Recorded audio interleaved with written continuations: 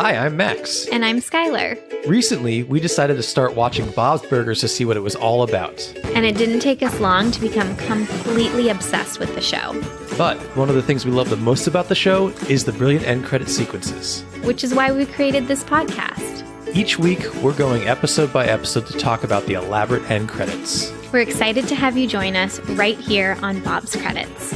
We'll make sure the Bob's Burgers end credits get the credit they're due. All right! Come, they told me, pa chip chipperoo. Whenever I hear that song, all I can think about is Angela from The Office. It's her favorite song. It's her favorite song, which is hysterical. But you know what? The chip chipperoo version, too. If you're like, what am I listening to? What is Chip Chipperoo? Welcome to the podcast, first of all. Welcome to the podcast.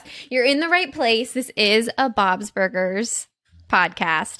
If you're new here, Chip Chipperoo started Episode 3. Way back in episode 3. It's become sort of a catchphrase of sorts for me. How we welcome those to the podcast, like Chip Chipperoo. It's warm, it's welcoming. I've had my problems with it. Max and I have squashed our issues, so welcome. We're like 66 episodes deep now. It's not going anywhere. It's I think it's set in stone. So there you have it. There you have it. Welcome to our 66th episode of Bob's Credits. Today we will be doing the Christmas episode, Father of the Bob. I love that we're recording a Christmas episode pretty much right before Christmas or close enough to Christmas. It just turned out that way, and I am obsessed with cozy holiday cheer. After we finish recording this, we're going to go downstairs and grab all of our Christmas decorations.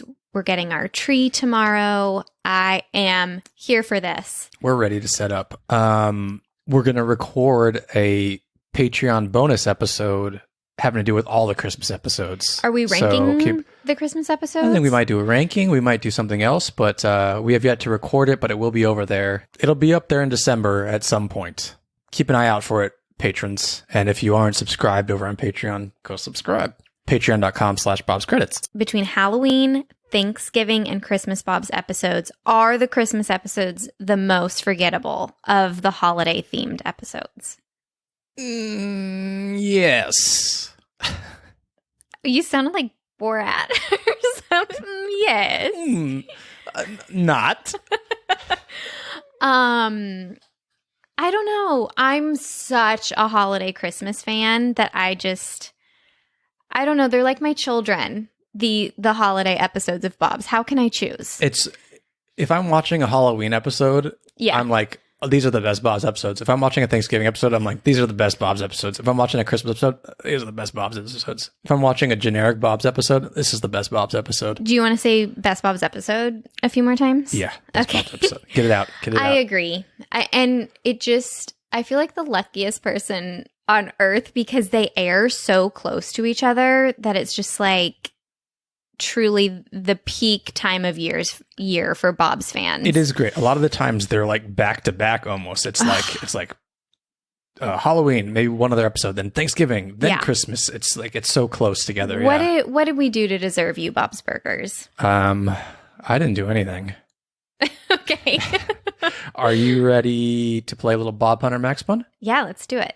Your first pun is the Pimento List Burger.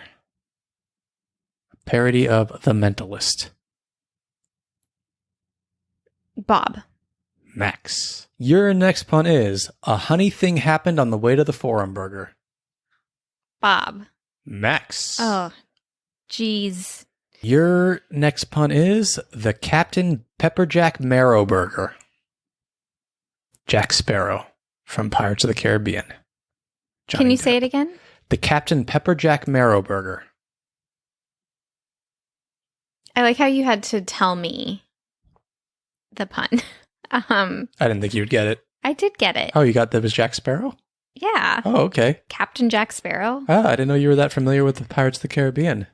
I've seen them, but it's like a Star Wars thing. It's like You don't have to watch the first one, really. It's in pop culture to, like, you know it. I could carry on a whole conversation pretending. What about Jungle Cruise movie. Can you tell everyone about that? I can. Max made me watch it. It's a good story. What a story. Bob? Yes. And your final pun is? That's an expensive burger. If Bob is doing a bone marrow burger. Oh, really? No wonder this restaurant is broke. And your final pun is? 3 little curds. Like 3 little turds? Well, sure, but I was thinking 3 Little Birds by Bob Marley. Oh, I just gave it away. You were thinking that. No, but I'm Bob, going to say I think Max. I think Bob was thinking 3 Little Birds. Boo. I can see Bob loving Bob Marley. Oh, yeah. Like a Donna Summer moment, but Bob Marley. Mm-hmm, sure. Yep. Little day whiskey. Yeah. Should we get into this episode? Yeah, let's do it. Skylar, can we have the title and synopsis for Season 5, Episode 6, please? We can, but I just have a teeny little announcement before we go there. Today and tomorrow are the last day to enter our giveaway. So if you want to enter, go rate and review our podcast on Apple Podcasts. Shoot us an email at bobscredits@gmail.com. Let us know if you rated and reviewed us and what your screen name is on Apple, and we will be announcing that on Tuesday the 14th. So go enter that giveaway, smash that sparkly 5 stars if you so choose, and you will be getting a Gene sitting on an OT toilet figurine. It is the cutest limited edition. Once they run out, it won't be made anymore. Yes. Good luck to everyone. And may you win that figure. Okay, so the title of this episode is Father of the Bob, which, of course, is a play on Father of the Bride. And here... Do I know you? No, we say that? Sorry. I think that's part 2. Father of the Bride part 2. It definitely is. Where Steve Martin gets like... Wait, no, I think it's the first one because he's getting fit for his wedding suit. No, he's in the hospital because they're both giving birth. Oh, and he like, right. Yeah, He passes out. Sorry. We Skylar and I say that at least once a day. Yep. All right, here's the synopsis. Do you believe in magic? Christmas magic, that is. Linda sure does. It's Christmas Eve, and the family heads over to Bob's dad's place, Big Bob's Diner. Bob, having a horrible relationship with his father, agrees to go, but only for 15 minutes. It's all he can take. Linda has other plans. She's sure she can get the two to move beyond the past and forces them into the kitchen together. But all that comes up for Bob is the memories of his dad crushing his passion for cooking with his stupid, boring tuna melts. Meanwhile, the kids try to find/make a last-minute Christmas present for Bob. Well, Tina and Louise do. Jean takes a bean bath instead. Of course. This episode came out on December 7th, 2014. It was written by Stephen Davis and Kelvin Yu and directed by Chris Song. Bean Boy. I love Bean Boy. That's all I want to say. Bean Boy at the end running around. Or no, it's not the end, but where he's trying to get people to chase him like a greased pig at a... It's pretty close at a to fair. the end. Yeah. I like how you just skipped over the heart of this episode and went straight to Bean Boy. Well, it's kind of like the last thing you mentioned, and Bean Boy is just like in my brain now. It's just Bean Boy. I did see a continuity error in that scene. Really? Yeah. So Bean Boy is running through the restaurant, and then the next shot, the kids have to walk around to go back behind the counter, and there's no bean footprints everywhere. Oh, he spent all that time making such good footprints throughout the restaurant. I know. Gene took probably great pride in those porky footprints. I don't know why I say pork. Maybe they were pork beans? No, I don't think they were mentioned they were pork beans. I think they were just baked beans. Well, he said like a greased pig. So so you're thinking of it. So Gene is the pork in the beans. Yes. Okay. I don't know why I found that so funny. Okay, I don't either. Okay, I take Christmas episodes very seriously, whatever TV show it is, but particularly Bob's. How did you feel about this episode overall? We'll discuss it in comparison to the other Christmas episodes over on Patreon, but it was okay. It's not my favorite. Oh, you disagree with me? I do. You know I love some family drama. Yeah, I guess so. I kind of like, it makes me sad through most of it that they're so Aw. like, he's so mean to Bob and Bob's so closed off. And Oh my God, my heart. It was hard for you to watch. it's just, he's so mean to Bob. It feels like, and everyone's trying to like push Bob into like having this relationship with his dad, who's so hard on him and so mean to him and doesn't seem to see it, even though it's so obvious that he's so mean to him and critical. And Linda does have her head up in the Christmas magic clouds. Yeah. Because it takes more than a Christmas miracle to heal a really shitty parental relationship. And I like that it wraps up that like he cares about his son having his own restaurant, but there's still kind of like, he doesn't come to the restaurant and visit. He doesn't come and see how his son's doing. He doesn't tell his son that he's saved these. The kids have to go digging the basement to find out that he saved these articles. Yeah, I think It's the boomer generation, I'm telling you. I think when you're dealing with an older generation, sometimes you just have to be in acceptance that your relationship will never be okay, and that this person isn't going to talk to you on the level that you want them to. So I still think it was like a little bit of a win. But I think what was so heartwarming to me was, one, seeing Bob as a 14-year-old, seeing him as a teenager, and seeing his passion for food. My heart breaks when he tosses that "baby, you can chive my car" burger in the tray bin. Yeah. My heart like broke for Bob. So Yeah, I think you like out loud were like, oh, oof. What is that sound you just made? Like, oh. Am I like a oof. dying horse? Yeah. You're also doing this thing with your shoulders as if I'm like You like fall down I have like on the cholera couch. in 1916. Is cholera around in 1916? I don't even know what cholera is. Cholera, I don't even know her.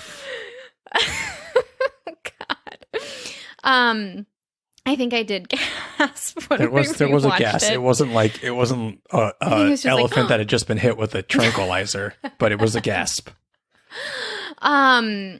And I think what's hard is that Bob is so mean to his father when he breaks up, but his father pushed him there. Yeah. His father pushed him there. He tried for many, many years, and it just finally exploded. But I will tell you what brings this episode to another level for me. Okay, tell me. Bean Boy. You just want to go to Bean Boy. This is such like a parallel to our lives. Like, you want to go to Bean Boy. I want to talk about the hard trauma in our past. And you're like, Bean Boy. Yeah. And also like, you want to talk about the serious stuff, and I'm distracted by Bean Boy too. That also sums up our lives. And if you want to start calling Biscuit Bean Boy. Sure. So what really takes this episode to the next level for me is, do you not fall in love with Bob Moore? Oh yeah, yeah. But I fall in love with Bob Moore every episode. I love Bob. I'm on a real Bob kick, I gotta say. I fell in love with Gene Moore in this episode too. Bean Boy. Yeah. Okay. So I loved this episode. It just, can I tell you something really sappy? This is the time to do it. You were editing one of our episodes the other night, and I was cleaning the stove. It's a thrilling household over here, folks. We get wild. It was real wild. And so I was cleaning the stove, and I was like, oh man, Bob has to do this like every night, but that's like a bigger stove than ours. And then I started missing my dad so much in that moment. If you guys are new to the podcast, or my OGs, our OG listeners will know that I lost my dad when I was 11. So that's my family trauma. While we're talking about Bob's, I just started missing him so much. And then I had this aha moment. I was like, oh, like Bob is the father to all the fatherless. Oh. Aww. Oh, Linda. I'm going to put Linda on there too. Yeah, please do. He's such a good dad. And it makes me sad that he had this childhood, but it makes me so happy that he has a different relationship with his children. And I don't know if there's any other fatherless folks out there, like DM us. What do you think? Does Bob kind of fill a void for you in a very, like, I don't know, it's just a very sweet, in a sweet way. Super sweet. His dad wasn't accepting of whatever he wanted to do. Meanwhile, he's accepting of Gene being Bean Boy. Yes. Which is great. So like, accepting. He might be like, Gene, but he's like, oh, that's my son. Did you like, yeah, that's as far and then as Linda's Bob will like, go. oh, it's my little Bean Boy. Oh, my Bean Boy. My Bean You're the Boy. best Bean Boy of all the Bean Boys. Do you like the moment when Big Bob says, your family's weird, but you got a good family? Yes, I do. And then they lock him out of the restaurant. Yes, I do. I loved it so much.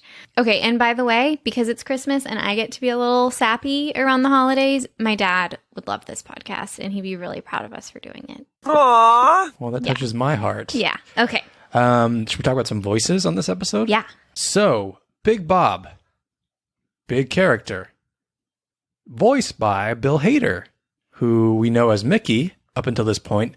Big Bob has had a voice, I think, in the past.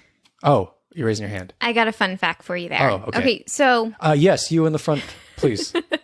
So, in the episode Bob Fires the Kids, which is the episode where we get the classic line, I think it's something like, Linda, I don't think I had a good childhood. And she's like, yeah, I know. People who had good childhoods don't walk like that or stand like that, whatever she says.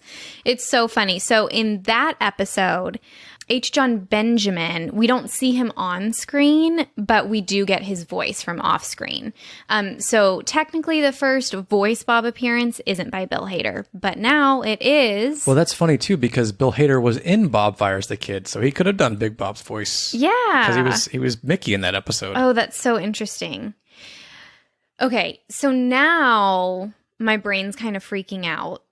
I'm worried that if Big Bob ever comes back, that Bill Hader is not going to be able to voice him. We'll see. Because of the Mickey Gate, because the whole... I don't know. We'll have to see. Okay. Some other voices on the episode. We get Nick Offerman is back. This time he's Pete, who owns the gay bar next door to Big Bob's Diner. Yep. Called The Junkyard. Love it. We get Carl Reiner, who is a comedy legend, actor, producer, writer, director. He's Henry, the old man who's kind of like caught in between the two Bobs feuds. The tuna melt gate. Yeah, tuna gate. Baby, you can chive my car gate. Yeah. And then finally we get Jordan Peele is back, but this time he is the character's name is never said in the show itself, but he's also one of the customers, the regulars at Big Bob's Diners. The character's name is great name. Absolute. Probably one of the best names I ever heard. Do you want to guess what it is? Max. Yes. So he's the voice of Max. And those are the voices I have for you that are important here. I have a few more fun facts for you. Yeah. So the kids find a snow globe, or Tina finds a snow globe in the basement. And if you look hard enough, you'll see that it is the Dallas skyline. I'm a Dallasite. So that tickled me. And it's actually a Dallas skyline because it's for one of the executive producers who is a native of the city. Jim Dotterive is a Dallasite as well. So it's a little nod to him. Yeah, I think he kind of like co-created the show or we mentioned him early in the podcast because he was in the credits a lot. I love that. I didn't know there was a fellow Texan that was so pivotal to the show, which also brings me, I have another theory. Okay, you know the episode where Tina and Jimmy go on a date in the rotating restaurant? Uh-huh. In the skyline, the Dallas skyline, there's Reunion Arena, and it is a rotating restaurant. I wonder, I know there's one in LA too, but I wonder if the idea for the rotating restaurant came from Jim, because this restaurant that's in the skyline of Dallas is if you're a Dallasite, you know about Reunion Arena restaurant. It's possible. So I do other cities like have rotating restaurants? Let us know. Yeah, I don't know. Does your city have a rotating restaurant? We're dying to know. I Tell just us. moved to cities that have rotating restaurants. That's it. Those are the only cities Yeah. we live in. We have to have a rotating restaurant. Yep. We never go out to eat. So we have a few goofs that are interesting. In Bob Fires the Kid, which is kind of the first time we really start talking about. Just one kid. What? Oh, Bob Fires the Kids. Yeah. So Linda gives us some exposition about Big Bob and Big Bob's Diner. She says that he sold it. So I think the writers just decided to bring it back. Yeah, it's okay. It's fine. I'm not saying it's bad or Maybe he not bought it bad. back. Maybe he bought it back in the time between, and it's just Well, that's what the internet is saying, is that in the framed photo above the couch, it is not next to the junkyard. So the fan theory is that it moved. okay. Okay. But in this episode, he in the flashbacks, Yeah. the junkyard owner guy, what is his name? The Pete is in the flashbacks. Oh, but I don't know if the bar is snap. still next to. We'll have to see. Maybe he didn't own the junkyard then. Yeah. I don't know. Here's what I think. I think the writers brought it back, and I think it's totally fine to screw over past plot if it's stronger storytelling currently. Okay. I'm with you. Kind of. You're kind of like looking at me like maybe not. I think it's okay. It's just such a small detail. Like, to not do a great episode like this because of like one sentence in the past, I don't think is the right choice. So, good choice, writers. Okay, so we have another little goof. In a flashback, Bob is like listing off all these burgers, and he says, greed is Gouda burger. So that is a line, greed is good, from the movie Wall Street. Technically, that movie has not been released when Bob says that line. Oh, Bob. Oh, Bob. Oh. If it were released today, that episode, it totally would have been fine. So just a little fun fact for you.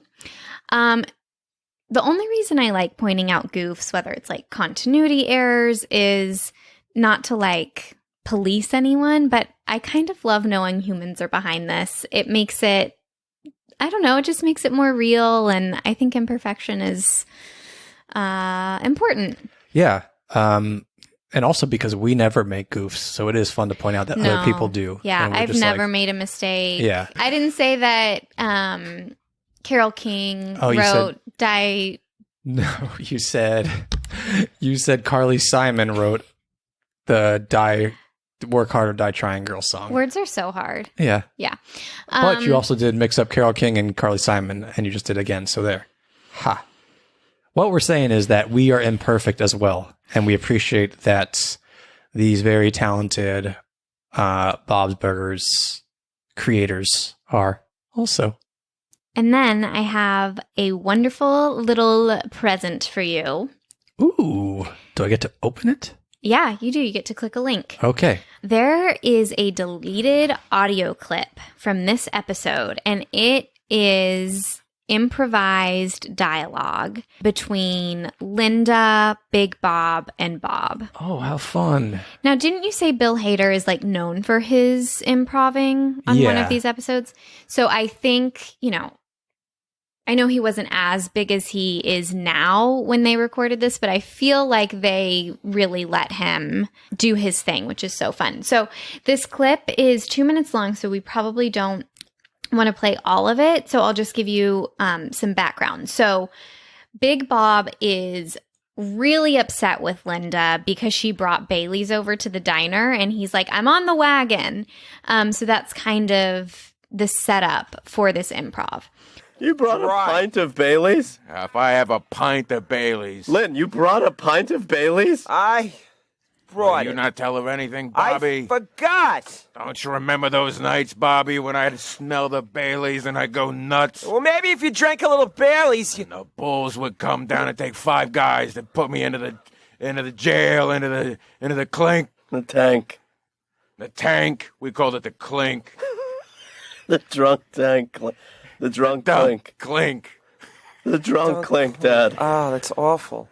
We called it the clink in our town. You used to drink so much Bailey's. I would smell it from across the room. There was a very nice restaurant, or more of a dessert place across the street, and it would waft across the street, and it would come in, and the next thing I know, I'd be strangling your mother. I'd be fucking setting the whole place. You were the only drunk who exclusively drank Bailey's. I would. I could listen to just the improv tracks forever. That's delightful. Yeah. So if you want to hear the full improv, we'll put it in the show link. Yeah, look in the show notes. In the show notes. And Loren Bouchard titled this on his SoundCloud, Weird Dark Improv from Our Christmas Episode, which says it all. Yeah, totally. So this wasn't included in the episode, which makes sense. When they go to the junkyard, his dad is drinking, so technically he isn't on the wagon. But still, it is so wonderful to hear such talent improving. Or maybe the whole experience made him fall off the wagon. Linda, you did it by bringing that Bailey's. Should we get into these end credits? Yeah, let's do it. Okay, so the last moment is Bob and his father have returned to the restaurant from the junkyard. The kids have locked them out and then let them in. We get a little Christmas moment, and then we'll go in the end credits. Here. Oh, come on, Tina. Sorry. All right, Christmas magic. My Bobbies are back. Hey! Merry Christmas, everyone. Merry Christmas, Pop Clock. Christmas magic. Tell me what happened. So they all come into the restaurant. Everyone's excited. It's a Christmas miracle. Christmas magic has happened. What happens in the end credits, Skylar? All right. So we get the classic end credits, except it's a different version of classic end credits. We are in Big Bob's Diner kitchen, and it's the classic black and white sketches of the kitchen. And we have Bob and Big Bob manning the grill side by side. And then to the left is where his window is, which is different than the service window where the service Linda window typically pops in. Yep. And we get this Christmas magic song playing that Linda sang earlier in the episode. Right. She was her and Teddy were just improving, so we didn't get the great bells and the instrumentation behind it when she was at the restaurant. Yeah, like Bob's does a lot with some of Linda's improv songs. They make a real version in the end credits for her to really go all out in. And that's what we're going to hear here. Christmas magic. Comes every time each year. Woo! Christmas magic. Okay, so what happened in the service window there? So we see Tina come up to the service window. Her little glasses peep over the service window. We also get a Bob butt scratch, which will be important later in the credits. Oh, I like that tease. Mm-hmm. And we get Teddy singing along here. Which stays true to the episode. And this is there's not a lot of Teddy in this episode, so I am delighted we get to hear his voice at the end credits. I am too. And all the cold, hungry people. Bob and his father exchange a little glance there, and it's so cute. Let me see. Christmas Oh, magic. 2 butt scratches from Bob. And all the cold, hungry people. Oh, that's really cute. Christmas magic. La, la, la, la. It's La, la, la, la. Okay, Linda comes in and puts an order in the window, which they don't do in Bob's, I don't think. Yep, she puts an order in the spinny wheel thing. Yeah, I think that's the official word for restaurant it. Yeah. term. And then she smacks the bell, order up, so it's very diner. Yes. There's a little bell in the window. in the streets. That can't be good. All right, Christmas that is my magic. favorite part of the credits. What just happened? Big Bob Hmm. does a butt scratch. So now we know where. Where Bob gets his butt itching from. Like why his butt itches. Yep. It's because it's hereditary. Yep. They have like itchy butts. eczema runs in the family or something. Yeah. So if this is your first episode with us, in the classic from day one end credits, Bob does a little butt scratch. It is the most dad thing. And now it's the most pop thing. Mm-hmm. And then who do we see at the window? Louise pops up. We see her little bunny ears first, and then we see Adorable. her eyes peer over the bottom of the window. The ledge. The ledge. Allegedly. Me and my family will be warm tonight. Oh yeah. All right, I was Okay. so enamored by the music. Let's talk about what happens Okay. at the end of the credits. So the music stops, and we hear Linda say her, "Me and my family will be warm tonight." And then when the music picks up again, what happens? The fa la la la. It's kind of Just like when it picks up. Yeah. It's in great timing with the music. We get Bean Boy with his bow, with his Christmas bow around his neck, a little Bean Boy present, running through the back of the kitchen, leaving his pork footprints. And it's very like high knee run. Yeah. It's like he did it when he was running around trying to get caught by people. So Gene comes from the side of the screen he typically comes from in the Santa credit sequence in his burger costume and just runs across. It's so good. Now, I think you missed a little moment in the end credits, if you could rewind it a little bit. Sure.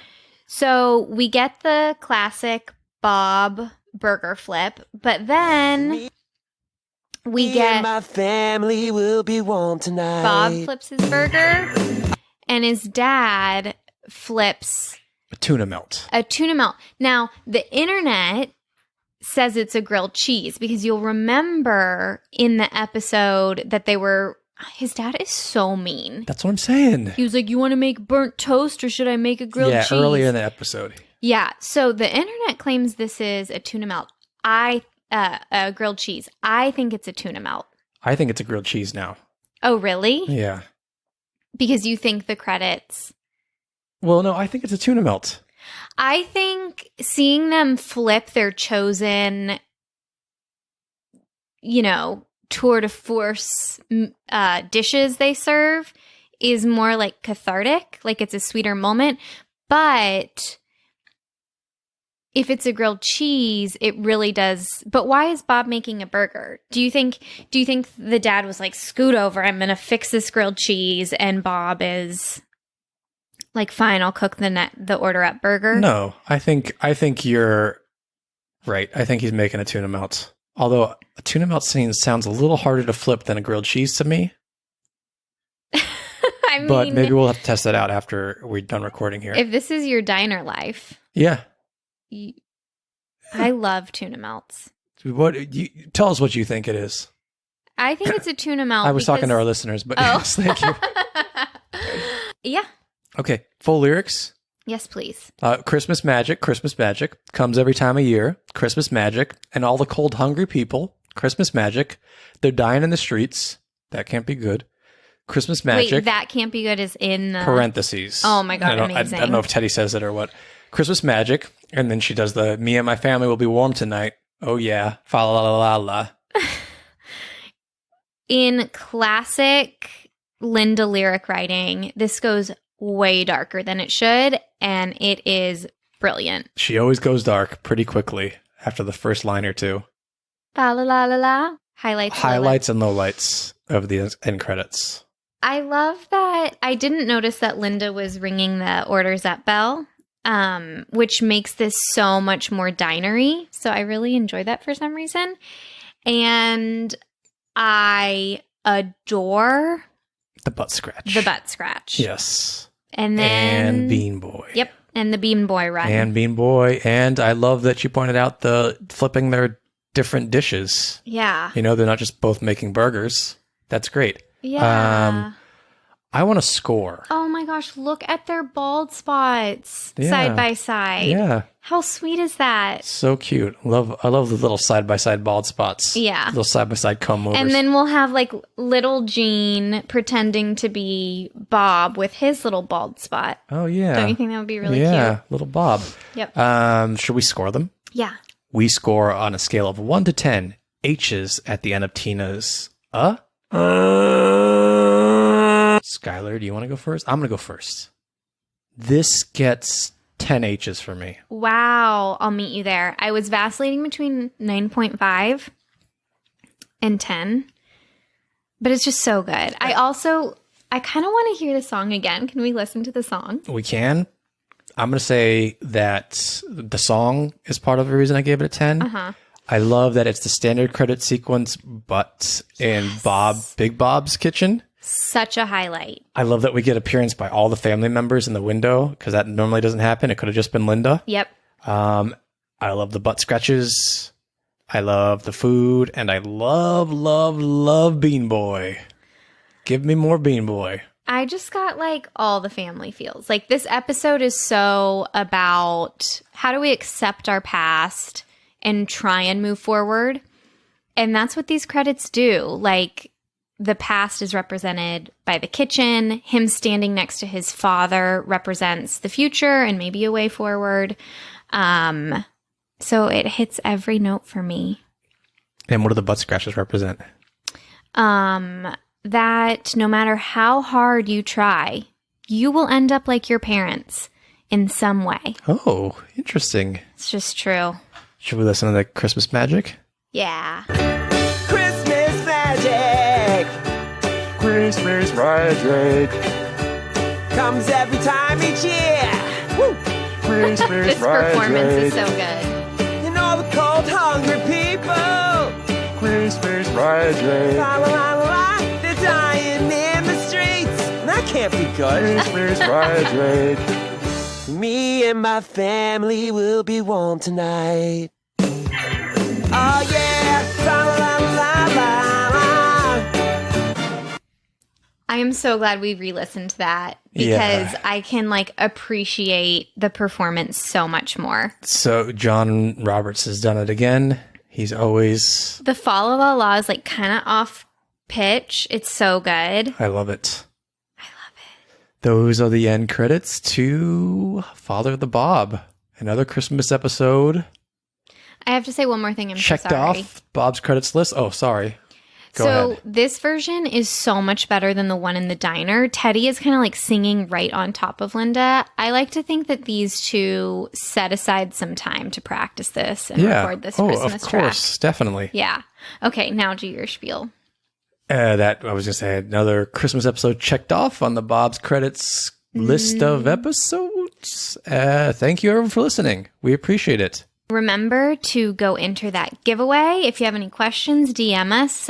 You can follow us while you're DMing us at Bob's Credits on Instagram and Twitter.